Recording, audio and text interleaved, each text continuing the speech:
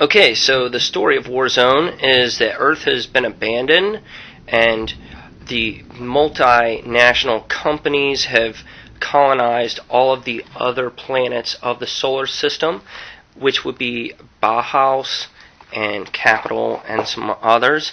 Now they control the inner circle of the planets, and on the outer rim of the planets are like Necromancer, Dark Legion type people, and they're monsters, and so all of the different companies fight against each other, and they also fight the big ugly mutant aliens. So in this book, I'm going to show you, this book is contains the entire rules. It's 143 pages long, and this book right here has all of your armies in it, all of the rules, all of the backstory for each of your armies and everything. You just need to buy this one book to play, and some miniatures. The miniatures are extremely hard to find because this is an out-of-date book. So I usually use like Warhammer guys. If you live in Europe, especially Sweden, you can find all of the miniatures still, and you can buy them for euros. It's a little too expensive to have them shipped over from Europe for me, but that's okay. So here's the Imperial Army list right here. Here's Cybertronic, which is a kind of like a not one of the main armies. Here's Mishima, and it's kind of like supposed to be Japan. And then there's Bauhaus, and then this is Capital. This is like the equivalent of America, and so this is all their backstories here. Then there's the Brotherhood, which is the religious sect of the game here. Now here's the Dark Legion. There's several different sects of the Dark Legion. They're just basically just big giant monsters that you can play. Now here's the rules, introduction, and how to create your characters. And in this game, you build your armies. It's a much smaller scale than Warhammer would be. You usually have like 10 to 20 guys, and you group them in squads of anywhere from 5. Usually on average 5, but you can do like 3 to 10 or whatever. And each one has a leader, a sergeant or something. And well, actually he's up here. And you have point costs for each of your units, and then you assign them their weapons, and then you give them their weapons, and those have points also, and then you can give them skills and everything. Now the cool thing about this is it's a little more close to home, whereas you personalize each one of your units, and then you can level them up as they gain experience. But once they die, they're dead, and you have to start over, and you have to recruit somebody else. But it makes the game a little more personal. Like, instead of just having a squad of guys, you have Private Chuck Nelson, you have Sergeant Peterson, and you kind of develop it on an individual basis. So here's some of them. Here's some of the special abilities and other actions that you can do. Now this also has panic and routing. So that would be, if you're familiar with Warhammer, is kind of basically the same thing. And some special powers. Now here's all the specs for all your different armies. Right here, this is your capital forces. This is all your squads right here, all your different types of units that you can have, and their point costs and all their specs. So this is like everything in your whole army, and then these are all the weapons that go to that army.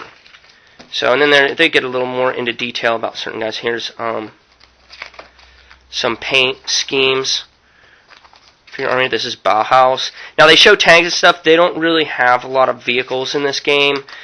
I think in other versions they did expand more on the vehicles and stuff, but here's all the weapons for Bauhaus, and here's all your different units that you can use. paint schemes. Here's Mishima. Same thing right here. Here's your weapons. Here's Imperial. This is kind of like France and England.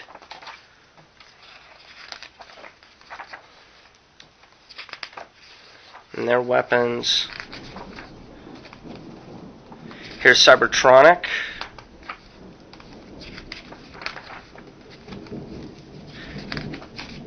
And the cartel. Now the cartel is like it's kind of like the UN peacekeeping force between all of the different mega corporations. And then here's the Brotherhood. Again. Now some of the armies are better than others, and you can work the system and unbalance it. And it's kind of cheating, but you can figure out how not to unbalance this game. These are generic weapons that any army can use, and you can equip these weapons with any army. Now here's the Dark Legion. I don't really play a lot with Dark Legion, but they do have a lot of cool stuff. They're the magic users and stuff, and you can use Necrons to represent these guys. And one of the cool things they do is every time they kill an enemy, like one of the mega corporation units, they can raise them up as zombies and send them back out against whoever they're attacking and stuff. And see, like this particular sect, they only have like 3 different types of units that they use, but they are significantly more powerful than the human units. And see, these guys only have like 1, 2, 3. They have 4 different kinds of units. So, and that's pretty much it.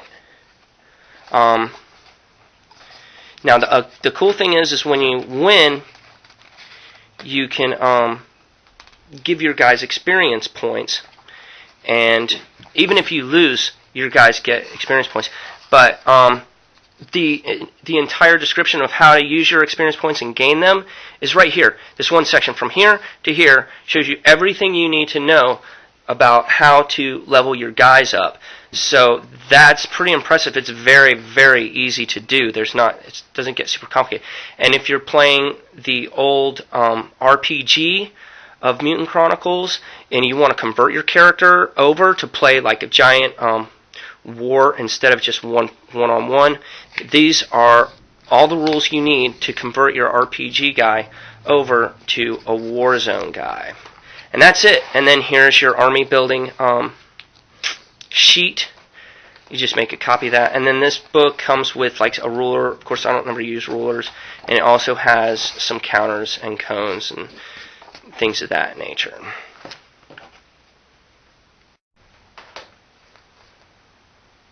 Okay, so that's my review on Warzone, and the reason why I like this particular war game is that the book is very small. It's, like I said, it's less than 150 pages.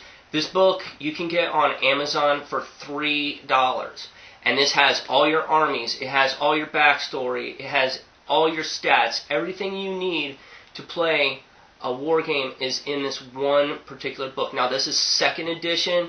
First edition isn't quite as good. I'm not familiar with the other. There's a couple other editions, and the new stuff coming out I mentioned before. So check this one out, and it's really cool. And thanks for watching.